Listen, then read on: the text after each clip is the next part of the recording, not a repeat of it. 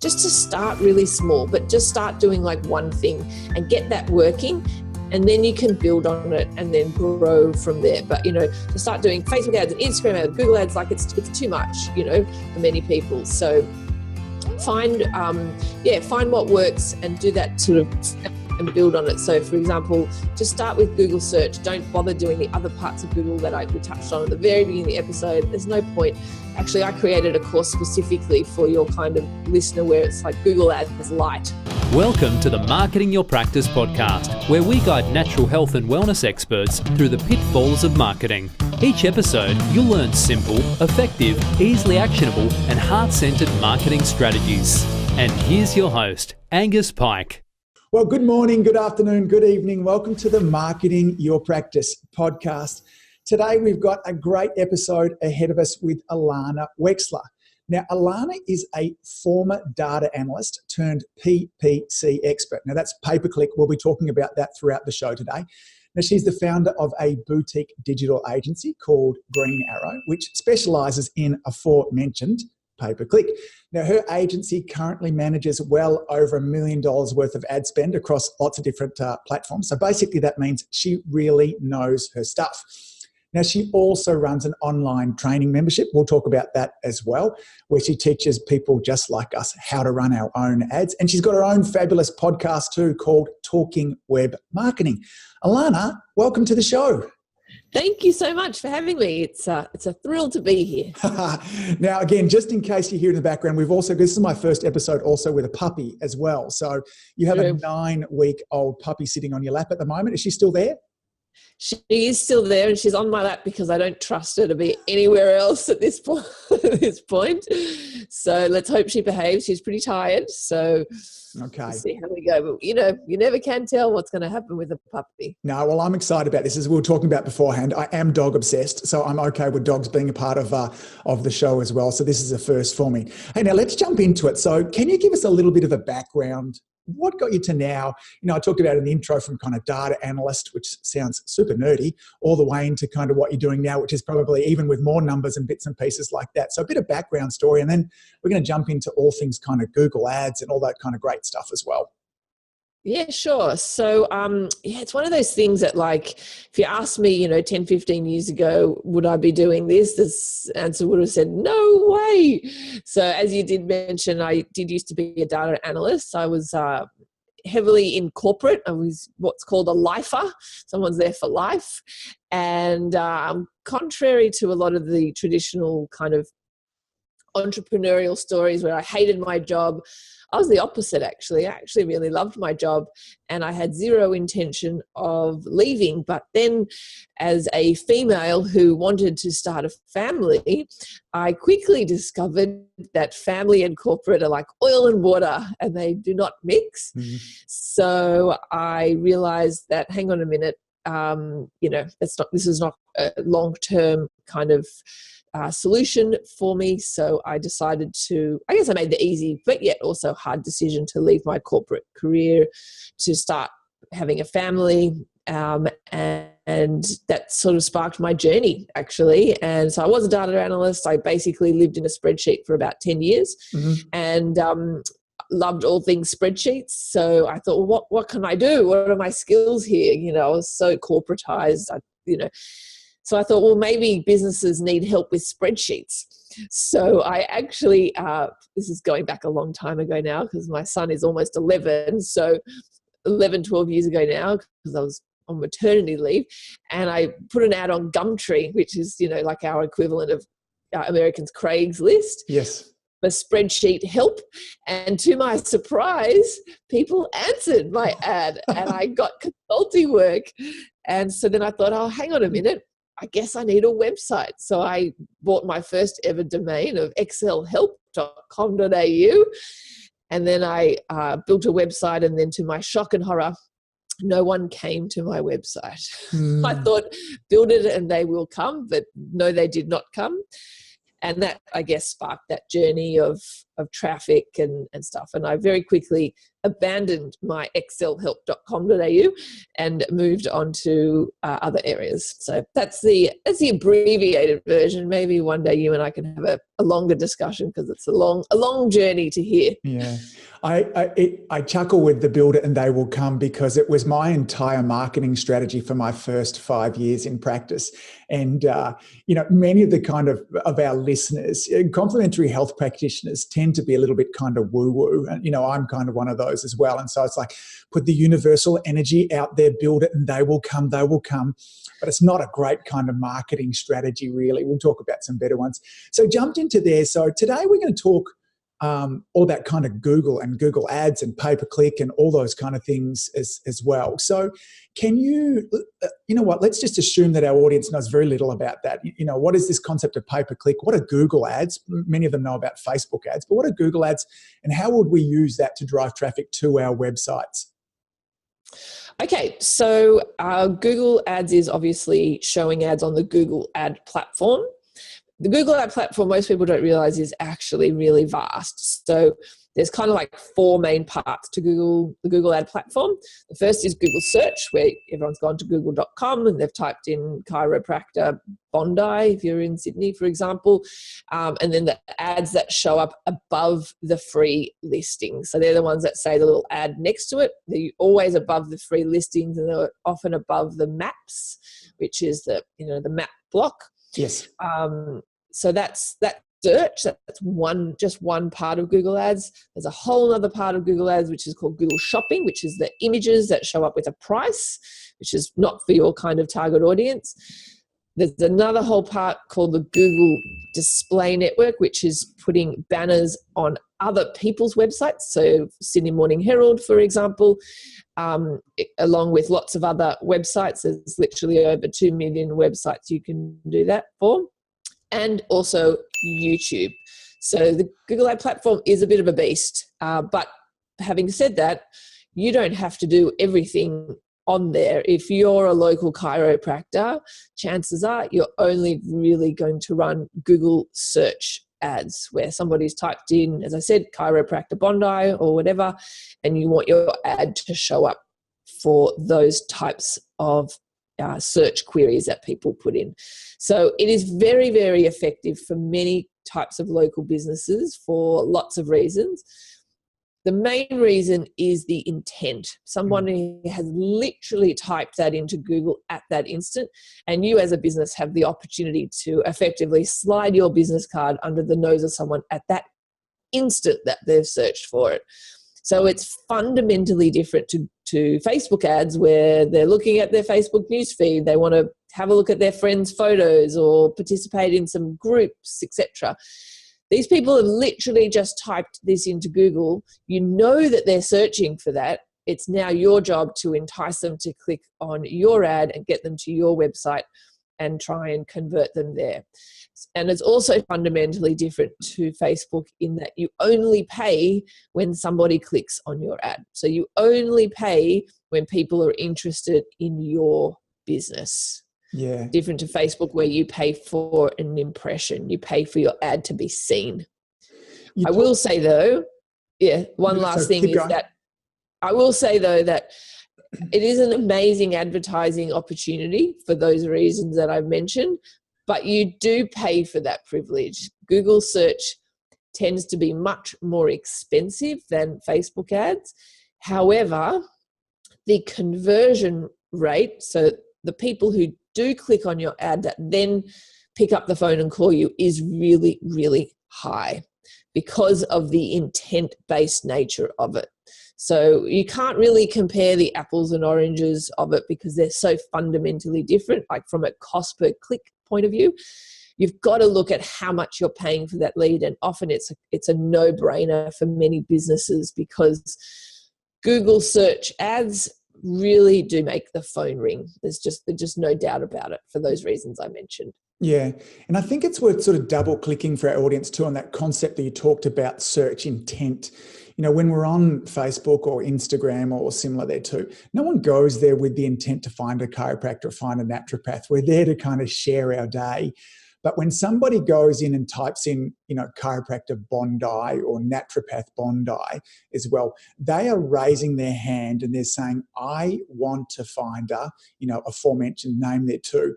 One of the big mistakes I see, many of our coaching clients making with this, is they choose the wrong words and they perhaps go a little bit broad with their search intent as well. Can you tell us a little bit more what kind of phrases or terms might have higher search intent, and why might putting something like just chiropractor, why might that be a bad idea for that chiropractor in Bondi?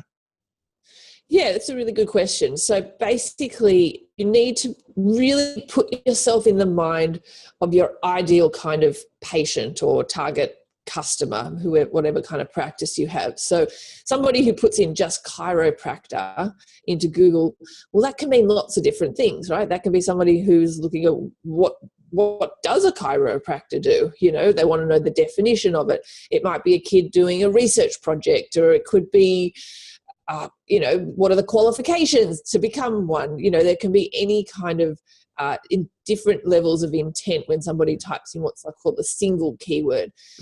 The real success that business owners have is when you sort of bid on, we'll sort of get to that a little bit later because it's an auction, but when you elect your ad to be shown for more longer term phrases. So a good one for local kind of business would be chiropractor near me, for example. Yes. Those kinds of very intent-based terms where what they've typed in indicates what they want. And I guess that's your job as an advertiser, to really transport yourself into the mind of your target patient. What would they be typing in that would deem them to be interested in somebody right now? Chiropractor Bondi opening hours, near all there's a whole slew of kind of terms that you can use.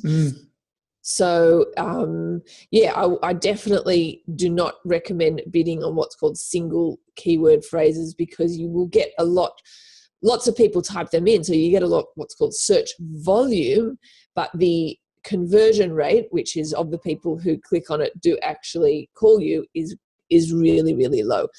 A really good litmus test for people to do is to actually go to Google and type in, let's say, chiropractor, and see if there are ads.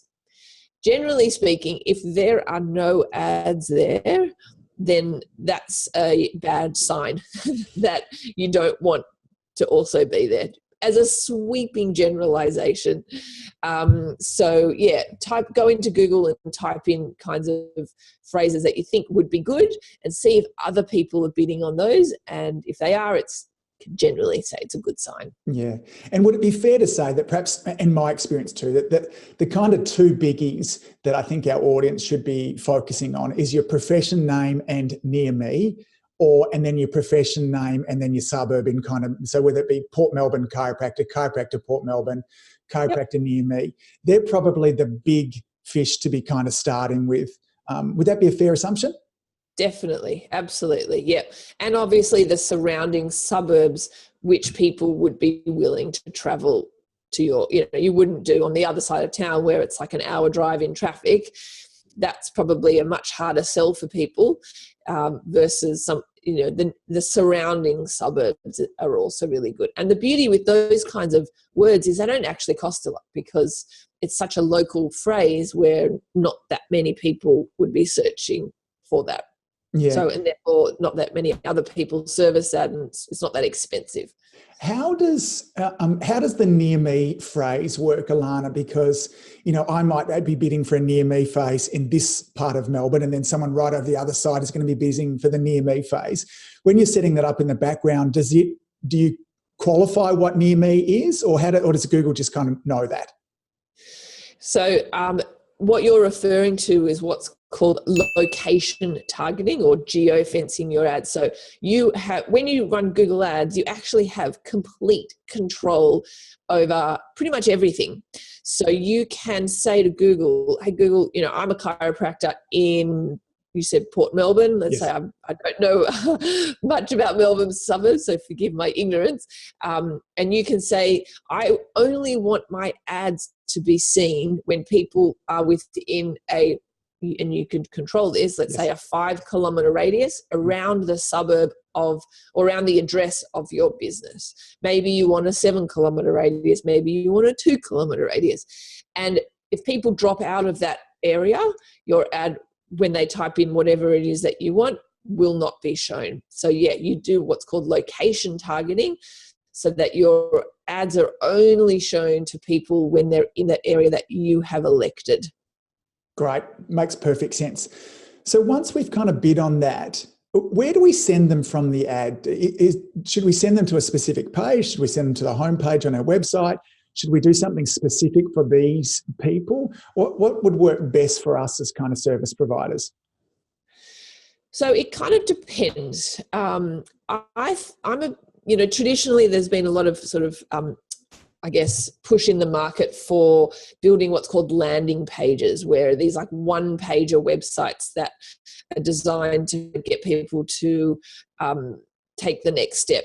The thing what I find, I've done a lot of health practitioners, I did a lot in the dental space, and ads in the dental space as well as podiatry, and so your kind of area, is I kind of find that people want to look around the website a little bit, especially when it's dealing with their health. They want to know, so for example, I'm going to show my ignorance with chiropractors, but like lower back help or something. Yeah. And they go to the lower back section of a chiropractor. But then that sounds really interesting, but they want to know, well, what are the qualifications of this particular person, and who actually is this person that's going to be fiddling around with my back? So then they will go to the about section. So I think there's been a bit of a shift in the market whereby it's almost like landing pages don't really work as well anymore, because the one pages, unless they kind of cater for all the different areas that people want to explore, in my experience, they didn't convert as well as sending them to the specific page on your website. But ideally, once again, it comes into getting into the mind of your target customer, whereby if you are just typing in something to lower back pain, and I need a lower back chiropractor, Port Melbourne, for example, yes, I will want to land on that particular page of the website.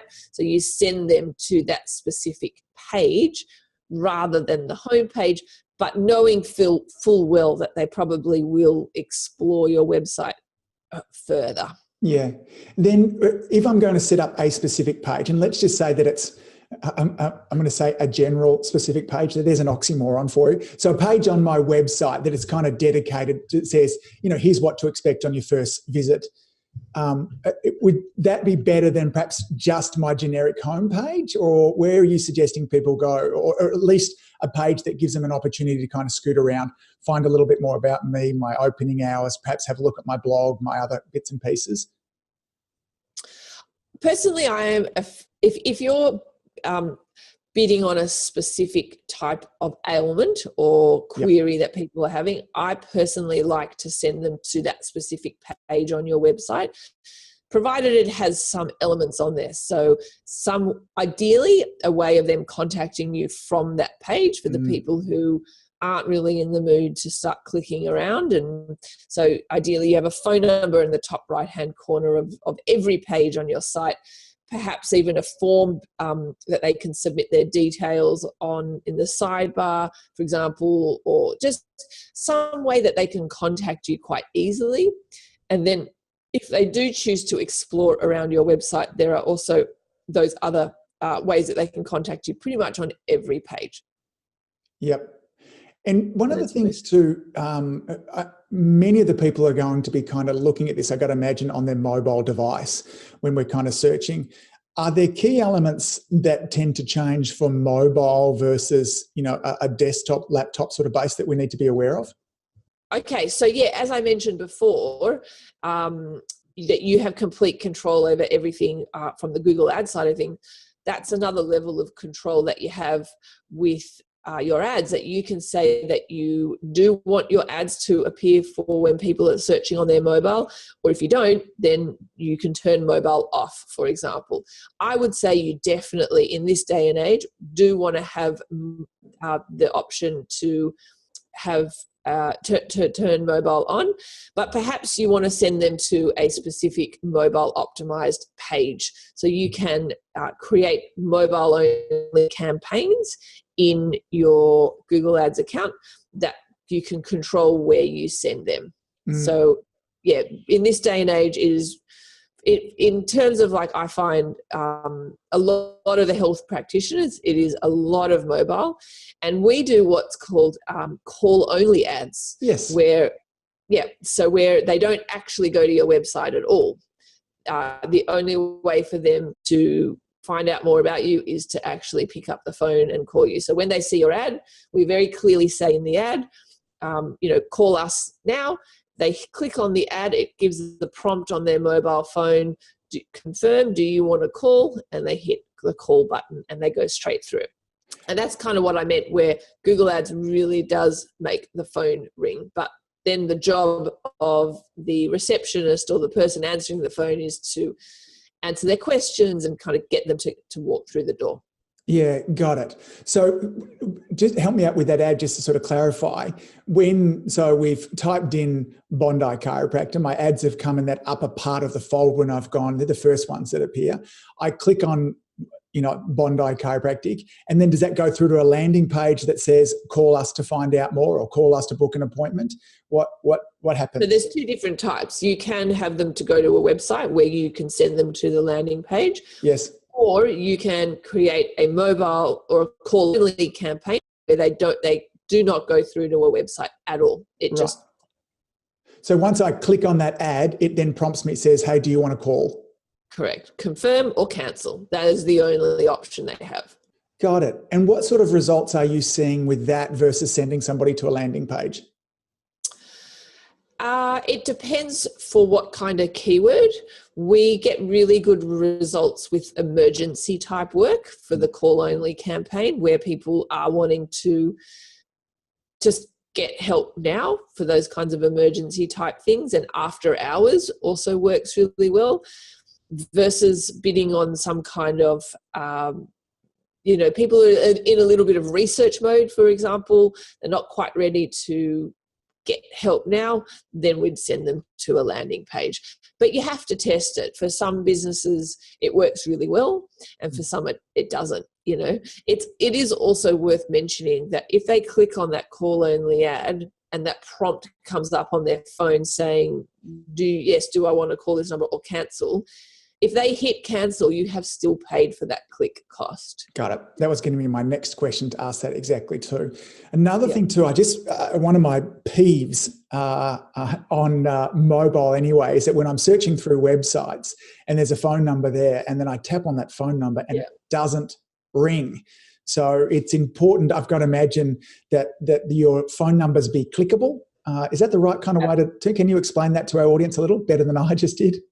Yes. So what you're talking about is when you're viewing a website on a mobile device, the coding on your website can be such that the HTML code of where your phone number is, that if somebody's on a mobile, if they actually click on that number, it will bring up that prompt to call. But what you're experiencing is it's not clickable at all.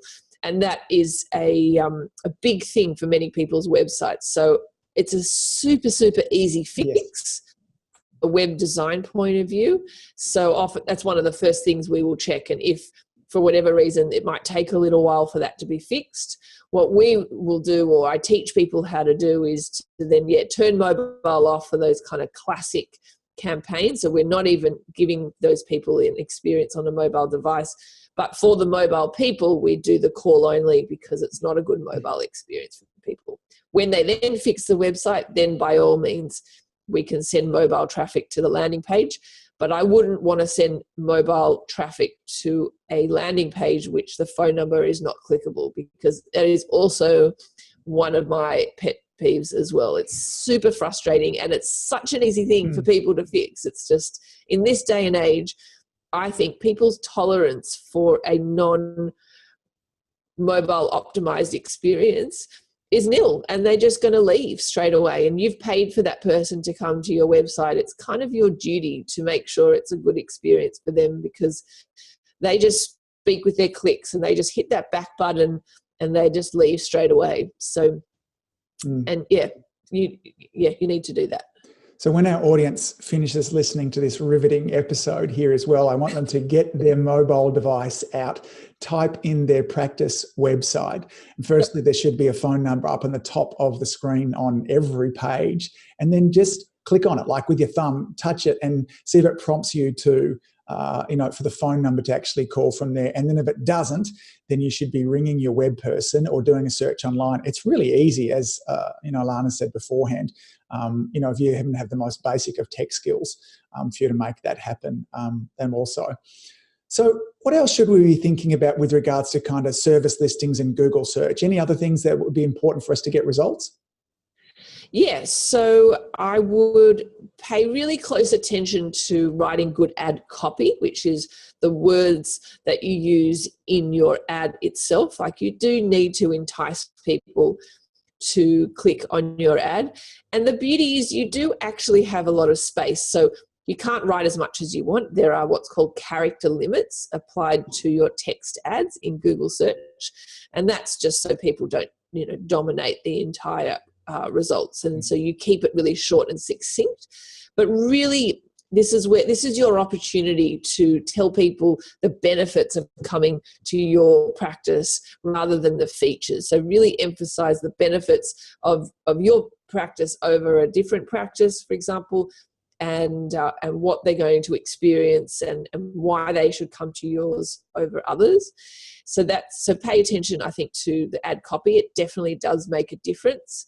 People just think, oh, whatever, I'm just going to write whatever and throw some stuff at the wall and forget about it and never worry about it again. So I often say, really think about the features and always create two different types of ads so that you can do what's called a split test. So you can, a portion of the people will see one variation of the ad and the other portion will see a different variation, and pretty quickly you'll see which ad is better. You can do split tests, and you can then apply the winning ad in other forms of your marketing. So you might split test one type of benefit over and the other benefits in a different ad, and you might have a clear winner. So, for example, that you've got, over 30 years experience versus, be seen straight away, for example. And people value experience over convenience, perhaps. You can then apply those learnings from that split test in other forms of your marketing. So people kind of view things, I find, in isolation. So you might then, in your website copy, really emphasize the fact that you have really good experience, because that's what people value. So the beauty with Google search is, I say to people, it's like the ultimate testing ground. Like you've got the amazing opportunity to get in front of people who are searching for exactly what you offer. It's the perfect testing ground to see, as I said, what features resonate with them more. Is your website doing its job to convert people? And what do they actually type into Google that led them to call you? So lots of people ask me, should I do SEO or PPC? The answer I say to people is to do both, actually. But start with buying Google search traffic first, so that you can see what people type into Google, and then you can optimize that for your SEO. Yeah. Ilana, can you remind our audience of the difference between a feature and a benefit? Sure. Well, the way I kind of, if I'm struggling to kind of really distinguish the features, which is like the facts about a business, versus the benefits, I always kind of put in, so then what? So for example, over 30 years experience, so then what? So that we've got the knowledge and experience to identify all these problems, blah, blah, blah, blah, blah. So if you can insert a so then what and come up with an answer, then that answer is, I find the benefit. That's what I do personally. Love it, love it. I'm a so you can. Right. So same kind of thing there too. And it's easy for us to want to communicate in features, but people are really looking for those benefits. And when they can be, my experience is that people make decisions emotionally and then they justify with logic. The idea of, because 30 years experience is a kind of interesting one, because it's kind of a feature there too, but it does kind of open up all those other bits and pieces that kind of run through it as well too. I want to kind of go back to this concept as well that you started off with, saying that Google AdWords can be more expensive.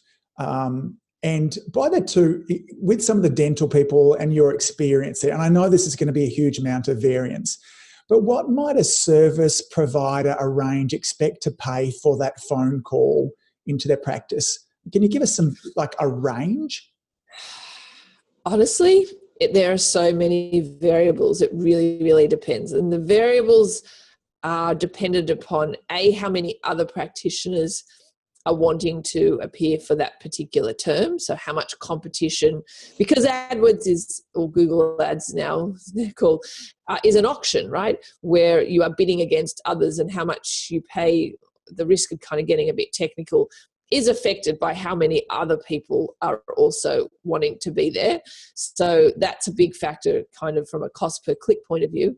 But you might have a brilliantly highly optimized converting website that, of the clicks that you get a lot of leads. So then that's going to really affect what you pay for that lead, because if it's converting really well, then your cost per lead is going to be really low, versus if you have not a very good landing page or website, you're going to pay really high. So it's almost impossible to answer, to be honest. Well, my experience is, and I'll kind of share mine, certainly for the chiropractic industry, is that anywhere from, at the cheap end, kind of around about $15, anywhere kind of up to $100 is what I'm kind of seeing happen. I know that's a huge range, but if you think for most practitioners out there too, that if you had to pay $100 for a really good quality lead, which probably means their first visit you're kind of giving for free, and then their lifetime of care afterwards, like even at $100, it's cheap as chips. And I know that scares some practitioners to begin with. Oh my God, I'm going to be paying $100. Well, you go, no, if the actual care that you deliver, if the product that you have is really great, if you're good at what you do, which you shouldn't be getting into the advertising until you've actually got a product that's worth advertising.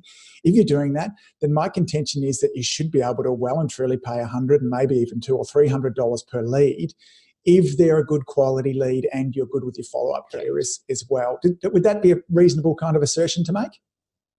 Definitely. And I guess that's the job of the practice owners, to really nurture that relationship and to build that lifetime value of that customer. And I say to all my clients and coaching students, this is one piece of a very big pie. It's an important piece, but it's not the only piece. And many, many businesses will often lose money on what's called the front end because they know they make it back on the back end. And whether you do that is an individual decision of how quickly and hard you want to grow your business. But I'm a believer in, if you can break even on the front end and you do have a back end, then I personally would. But it's your different kind of risk tolerance as well. Yeah. Well, I think that, most of the listeners here too, it is repeat. Like, if you're a massage therapist listening to this too, if they come along and have a great massage, then people are going to want to be coming back again and again. And certainly, with chiropractic, when someone has a cranky back, rarely is it one adjustment and they're fixed. It takes time for us to break down, and it takes time for us to kind of get back on track. With regards and you're also building a referral network. I find that a lot with the dental clients that we have helped, where, you might get one person, but then you get, the family and the friends and etc. So you are also building your referral network as well, which you can't forget. Yeah. And I would reinforce with what, Ilana has said throughout this the episode here, that Google gets the phone ringing. We get excited about Facebook ads and Instagram and all of those kind of things as well. And now, Ilana, you have a training membership where you kind of help people through this as well. Can you tell us a little bit about teachtraffic.com? Sure. So basically, I've run my agency now for, 7 years. And I've kind of taken on a bit of the next step to really focusing on teaching people exactly kind of the people I've served for 7 odd years, teaching them how to do it. So in teachtraffic.com, that's exactly what I do, where people can leverage off my 7 years of experience and learn exactly what working from somebody who's done it for so long. And I help people in there build out these campaigns themselves, learn how to, either they train their staff members or they want to learn themselves. And I help them one-on-one in my training membership, how to create those campaigns so that they don't need an agency. Yeah. And so I guess, for our audience, there's, 3 ways that you can kind of go about this. Ilana's podcast, Talking Web Marketing, she interviews loads of great people. So there's really great free content there. Before I get into that, if you're not using some form of pay-per-click inside of your practice there, then you're missing out on, an enormous avenue for you to reach more people as well. And like all things, nobody ever taught us this in practice. We learned how to be chiropractors and naturopaths, those kind of things there too. Yes. But if you don't have a great marketing campaign for your practice, as we said to begin with, then the build it and they will come strategy is just not a winning formula for you as well. So there's teachtraffic.com if you're wanting some more hand holding as well, or greenarrowdigital.com. Now I have all these links in the show notes as well there too. Ilana's great. I have been following along a little bit of what we share inside of another platform where we are together, and then I've been kind of binging through her podcast in preparation for this as well. So in kind of winding up today, Ilana, are there any kind of final thoughts that you have for our listeners at all with regards to, what we've chatted about? Yeah, I guess I'd say I'd kind of encourage your listeners, like it can all sound a little bit daunting, and I think if you kind of view it as you've got to do everything, then yeah, it is really daunting. But often I say to people is just to start really small, but just start doing like one thing and get that working.